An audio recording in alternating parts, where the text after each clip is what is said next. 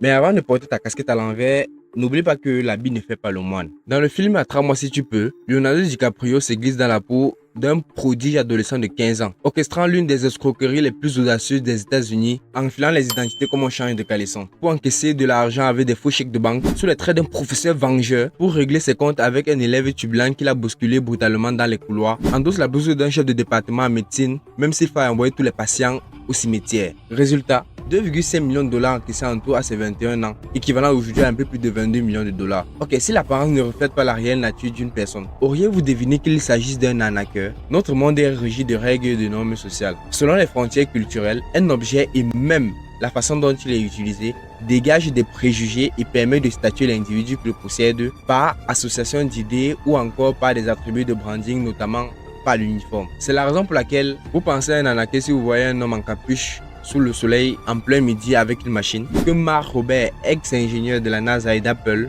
sera toujours en tenue décontractée et surtout casquette à l'envers pour montrer que malgré toutes les formules compliquées, que l'ingénierie est cool. Ou pire, qu'une pomme croquée puisse polariser le monde entier. Car oui, tout le monde fait du branding. Je ne demande pas de paraître ce que vous n'êtes pas, juste de vous poser une seule question. Quelle perception voulez-vous que les autres aient de vous?